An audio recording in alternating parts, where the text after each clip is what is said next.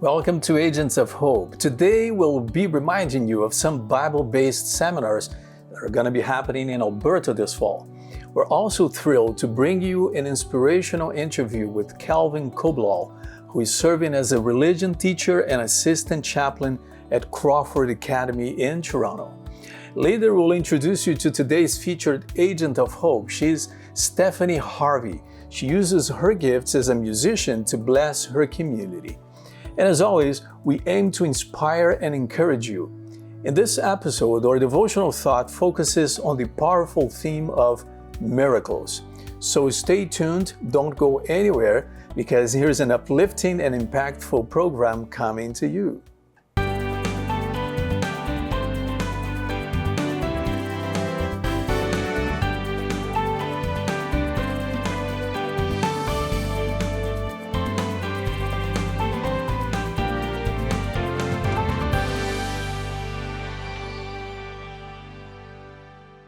As we had previously mentioned, small group Bible studies will be starting on April 28th and running all the way to October 16th for the Edmonton, Alberta area.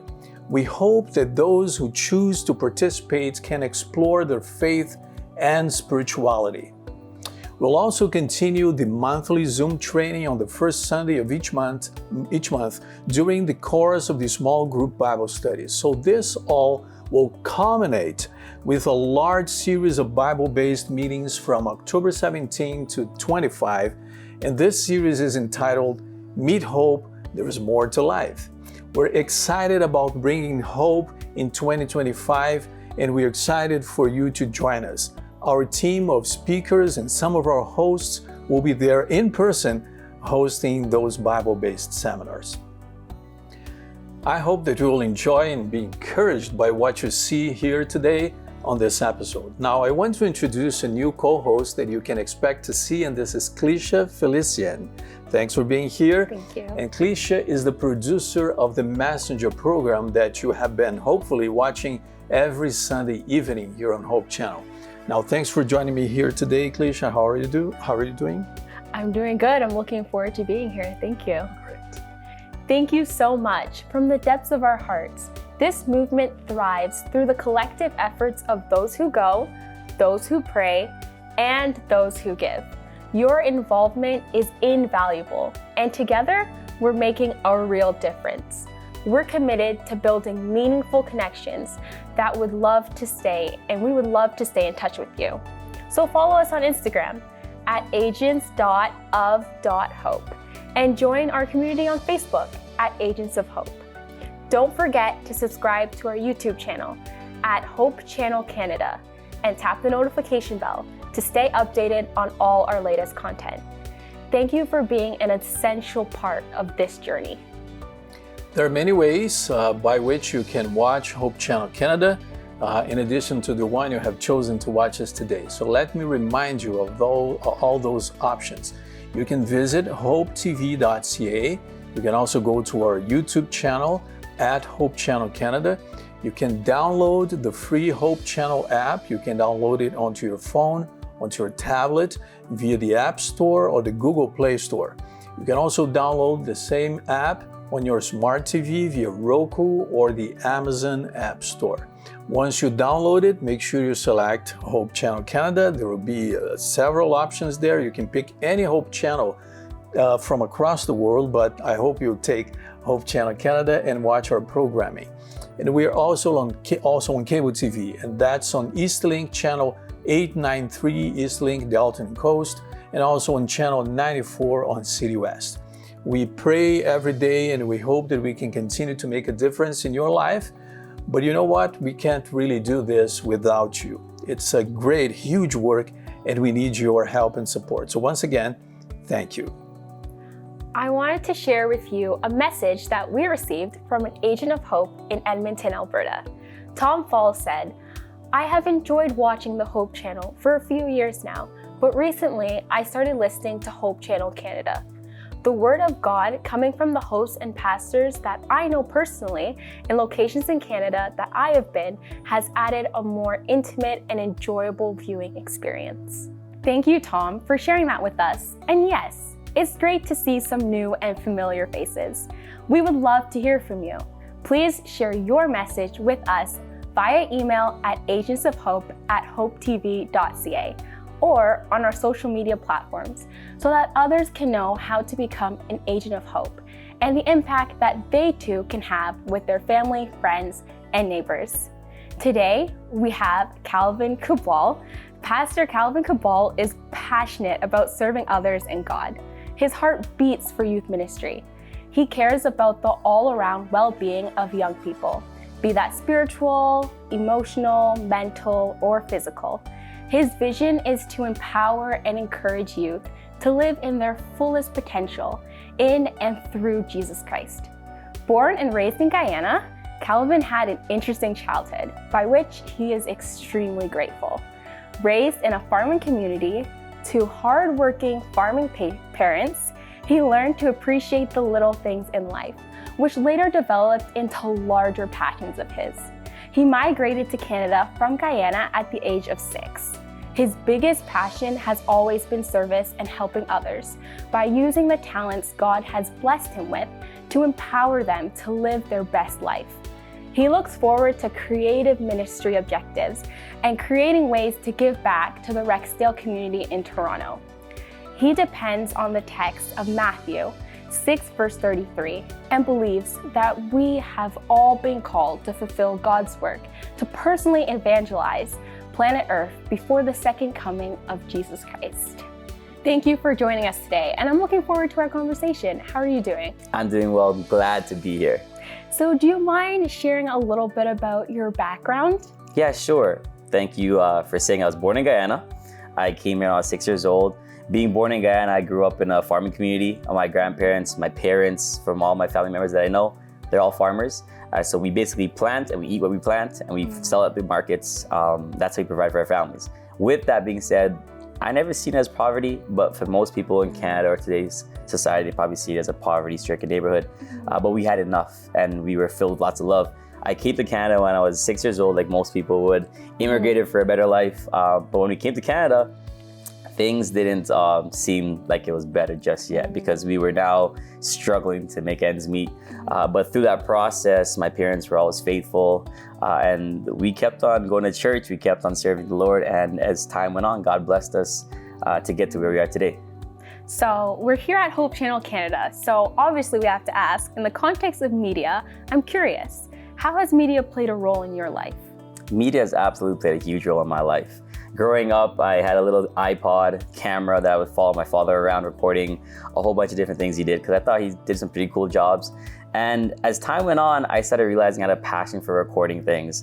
And then later on in life, when I was during COVID, I grabbed my camera and started recording all the cool adventures I was going on, whether that be going for a walk or going for a hike or riding my bike somewhere and then hanging with my friends.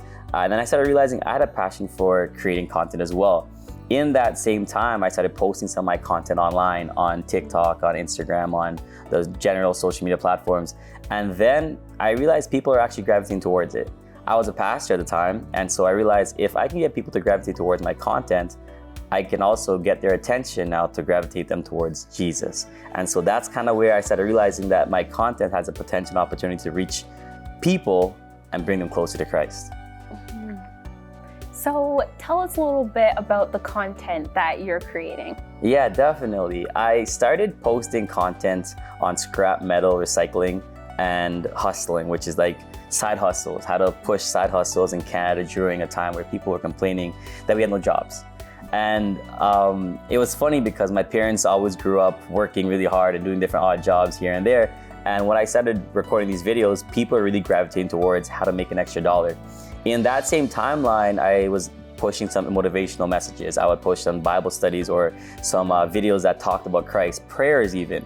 And then as time went on, people were like, hey, who's this guy? And I like watching his stuff. I like watching his content. Why am I so drawn to this guy? And as they started to do their own research, I was digging into the character that they were watching online. They started finding sermons on YouTube, full messages, and then they found the church. And as a matter of fact, a lot of people actually came to church because they're like, hey, I watched you online. And I was like, wow, this is pretty cool. I'm not famous or anything like that, but the fact that we're utilizing social media and the platforms where we can I'm creating videos about my lifestyle, which is drawing people into Christ, was really cool for me. It's cool how you can use your own content to bring people Yeah, to absolutely. God. That's cool. So what sort of message are you hoping to convey to those who are watching it? The main message that I learned during this time was so much more that we all do a whole bunch of different things. And there are people who are always going to be watching. And if we can utilize our life to draw people into Christ, why not? I know that social media is a really touchy subject because a lot of folks are scared of utilizing social media or being on social media, but I believe that there is good and there's bad. But we can be part of the good. We can be part of the bright light that shines for Christ online. And so I would encourage others to use their social media content, use your influence that you currently have with whatever communities you're involved in to reach others, to reach whoever, your neighbor, your friends, your bus driver, anybody really for Christ, for the glory of God. And in that you might post workouts, you might post you just going for a walk, you might post a prayer, and you never know what that prayer, that encouraging message actually does for somebody. Because somebody out there in this world is listening. And I do believe that before Christ comes, it's our job as agents of hope to evangelize all of planet Earth. So that means that we have to do our best to go forth and spread the gospel. And what better way to do that than using social media or just media in general? So just like Hope Channel, we can utilize media to reach a bunch of people in this world. Yes, I definitely agree. So do you have any final words for our Agents of Hope?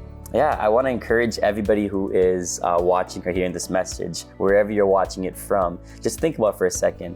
You are being ministered to through this camera, through this lens. And so I want to encourage you, wherever you are, to acknowledge that you can share this message to somebody else, or you can also be part of the change that encourages others. You can utilize your media, you can utilize your influence wherever you are, create a message and send it to some friends, send it to some family members. And maybe if you have the strong enough confidence, you can post it online where somebody else will be able to share it with others. And that same message might be the hope that somebody needs at this very moment to continue pushing through with life, or to draw closer to Christ, to give their hearts to Christ. So I want to encourage you to do the same. Thank you so much for sharing, Kelvin, and for joining us in this important work as an agent of hope. Next up, I would like to introduce an interview with Michelle, our producer. She had one with Stephanie Harvey. You'll get to know a bit about Stephanie and the characteristics of an agent of hope that she embodies. She is a music educator, encouraging students to try new things, work as a team, and never give up. With over a decade of teaching experience, Stephanie has learned to cater her lessons to her students' interests and learning needs. She has been singing and playing instruments since the age of 2 and believes that music is her God-given gift that she was created to share. I'm looking forward to hearing what she has to share. Stephanie, thank you so much for joining me on Agents of Hope today. It's great to have you as our guest. And I would love to start by asking you a little bit about your background and your journey and just a bit about yourself in general. Okay, so as you said, my name is Stephanie. I am a music instructor. I'm a singer, songwriter. I do a lot of music things. And right now I'm teaching for Toronto District School Board. I also do stuff at some community centers, teaching vocal lessons. So just a lot of teaching, a little bit of performances here and there as well. That's awesome. And where did you grow up? What are you living currently? What's up with your life? What's interesting? So I grew up in Edmonton, Alberta. I now live in Toronto. I've lived here for 3 years, so still getting used to it. Definitely still an Albertan. I tell everybody I am from Edmonton, but I'm slowly learning to get used to the hustle and bustle of Toronto. Definitely liking it. Awesome. I'm glad you're having a good adjustment so far. Since we're here on Hope Channel Canada, I do have a question with regards to media and how media has personally impacted your own life and kind of how that has had an effect.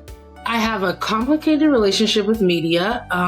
I don't love it because I'm a people person and I like to see people in person, but it is a tool that I have to use, and I'm very grateful for that tool at the same time, even though I don't love it, because it gives me access to spaces that I wouldn't normally have access to. For example, with my students, just the obvious age difference. Like, they're in grade 4 and I am a 30-year-old adult. So the fact that I could go on the internet and learn, the slang, what this word means and that word means, the songs they're interested in, so I can cater a better class, that's very helpful. Because a lot of times when you ask them, hey, what songs do you like? Sometimes they don't want to share. They feel like, oh, you won't understand, you're old, whatever. So media gives me a chance to, kind of get some questions answered. Even culturally, if I have a student from a different background, or I might not know how to pronounce various names, it's just so easy now to be like, let me go online and find a YouTube video where someone says, I'm from this specific country and this is how we say these words, or this is some songs from this nation and that one. It's helpful. Right? Yeah. YouTube is certainly the university of the day. Yeah. So yeah, I'd love for you to talk a little bit more about what you're doing as a music instructor and how that's just bringing hope to your community, to the people that you're interacting with on a daily basis. I hope that I am, because sometimes you can't always tell until they grow up. But what I like to do is I like to make my music classes not just about, theory, learn the lesson, play the song, but a space where they can kind of express themselves and learn about their own emotions. Something that I tell teachers who follow me and shadow me to learn is I tell them, you have to remember that these kids just got here. If you're dealing with a 6-year-old, they've only existed on the planet for 6 years. And the first year barely counts. Their eyes just started working. They just started hand mobility. They're crawling. They just got here. So I spend a lot of my music lessons, and I've, again, back to media, found a lot of songs on YouTube that talk about various emotions and experiences, and what is a boundary? What does the boundary mean? How should I feel if someone says, oh, I don't want to play right now? Should I be like, the friendship is over? Or do I just accept that sometimes you want to play, sometimes you don't? And I like to use the music classes to kind of shape the entire student and not just shape them as a musician, and to help them express themselves. I encourage them to write a song, be creative. Once you've learned the difference between, for example, a quarter note and an eighth note, well, now how would you use those notes? What would you like it to sound like? Do you want it to be loud or soft? What are the fancy words? That's what I like to call them. The fancy words for loud and soft. Yeah, and I hope that my students, since they're so little right now, I hope they grow up and find that that was a very helpful, safe space for them where they could be expressive. Yeah, that's powerful, because I think mentorship and just having an adult influence who has your best interest in mind and wants to help to formulate you and cares about your whole being is so crucial. And it's great that people feel safe people in their life to learn from. And so I am curious, because, part of what you do is helping the whole child and not just a music teacher. Do you have any stories that have stood out to you, how God has used you to bring hope? And I know that you potentially don't know the effect you have yet, since, it's not that long, but anything that kind of just stands out to you that you feel has just, it gives you that encouragement that what you're doing is worth it. It's not just for a paycheck, right? What shows me that God is using me for good and a positive influence is those older students that will come back and say, oh, I wrote a song, or I performed, or I used to be so nervous, but I did it. Those stories really make me feel good, when, even if I sometimes just see it, because sometimes with social media and stuff, you just see it on Instagram. And if I see my student who used to be one way and is now openly on stage and singing a song or playing with a band, or even just making a post being like, hey, remember to be kind, I'm like, wow, that was really nice. Because sometimes I notice a child will repeat something that I've said in class and I didn't realize that they were listening. I even think of another story right now. With the kindergartners that I'm teaching, we talk so much about boundaries and about how boundaries are not just physical boundaries. Sometimes they're audible boundaries. Sometimes you're making a silly noise and I don't want to hear that silly noise right now. So I encourage them to be like, there's a whole classroom of other kids. Go find another kid. Maybe they want to make silly noises with you. And then you can come back and check on your friend later. Ask them why they don't want to hear it. Maybe it's just too loud. They want to be by themselves. So we talk about that a lot. And now I'm finding they will repeat it. They will raise their hand and be like, can I just have some space? I need a little space. Or can I have a walk? It's a little loud. I just need to take a walk. And I'm just like, yes, I'm so happy. You communicated. You expressed yourself. You didn't just cry or hit somebody. You verbalized what you needed. Yeah, those little people are watching everything. That's for sure. So yeah, I'm curious, Stephanie. Thank you for being with us. Do you have any parting words for the Agents of Hope who are watching? Maybe someone who is more musically inclined, or they're wanting to use their gifts in that capacity, or just any words of encouragement, inspiration that you have to wrap up. So, a tough thing when it comes to music is, especially if you're singing, but this can go with all instruments, but you're being very vulnerable, extra vulnerable. Like if I played Fur Elise by Bach, you know how it sounds, everybody knows how it sounds. There's not much of me in it. I'm just kind of copying, pasting. But when you're playing your own song or singing a song, now it's my physical voice, my actual creativity that I'm sharing, and it can be very intimidating. So my word of hope would be to be patient with yourself. Baby steps. You don't have to go from I wrote it in my little journal to on stage in front of 1 million people. Sharing it with one friend, that's congratulations, you did it. Sharing it with 2 or 3 people, congratulate yourself, you did it. Every little step matters. Every little step is important. I often say that to my older students because they kind of get more into the habit of, I got to learn this for a test. I have to learn this for a test. So I remind them there is no test. Did you learn something? Then you have passed today. You've done it. Did you get better than last week? Then today we have passed. So kind of, notice the growth and congratulate yourself for that growth. Every little step matters. Yeah, absolutely. I agree. And I think it comes back to discipleship and spreading the good news. It's 1% at a time. The Great Commission's a big mission, but it's for everybody to do one little bit and to be a light where we are. And I just thank you for highlighting that, how you are able to bring hope to your community. Thank you for sharing, Stephanie. It's great to have you here. And thank you for joining us as an agent of hope. Thanks for having me. Thanks. Thank you so much for sharing your story with us, Stephanie, and for allowing God to use you in a big way. We would love to hear from you and how you have been impacted by Agents of Hope and Hope Channel Canada, so that we can continue to inspire other Agents of Hope. Please connect with us via email at agentsofhope@hopetv.ca so that we can arrange a time to hear your story and feature your testimony in a future episode. Your contribution is greatly appreciated. As always, we love to inspire you as you go into a new week. Miracles are extraordinary acts of God that demonstrate His power, authority, and compassion. Throughout the Bible, miracles reveal God's presence and purpose, pointing people towards faith and trust in Him.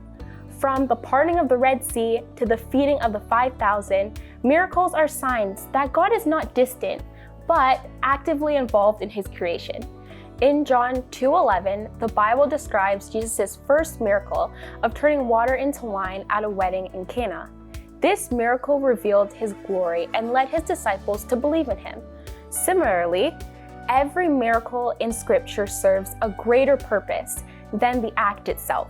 It draws attention to God's character and His repentive work. Miracles remind us that God is sovereign over nature, time, and human limitations. However, miracles are not merely grand displays of power. They're often deeply personal acts of love. Jesus healed the sick, restored sight to the blind, and raised the dead, showing God's compassion for human suffering. In Matthew 14, verse 14, it says, "When Jesus landed and saw a large crowd, he had compassion on them and healed their sick." Each miracle was a glimpse of God's kingdom breaking into the broken world.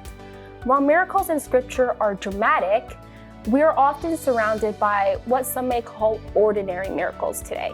The birth of a child, a life transformed by faith, or an answered prayer. These moments remind us that God is still at work in our lives. Most importantly, the greatest miracle of all is the resurrection of Jesus Christ, which offers eternal life to all who believe. This miracle assures us of God's power over sin and death. So, reflect on how God's miraculous power has been evident in your life. Trust in His ability to intervene, and remember that every miracle points us to His love, faithfulness, and glory. It is truly a miracle that we are here today and we are able to continue to provide encouragement through Hope Channel Canada. I want to remind you that you are the heart of this movement. This is just not a ministry, it's a spiritual movement, and your role is important.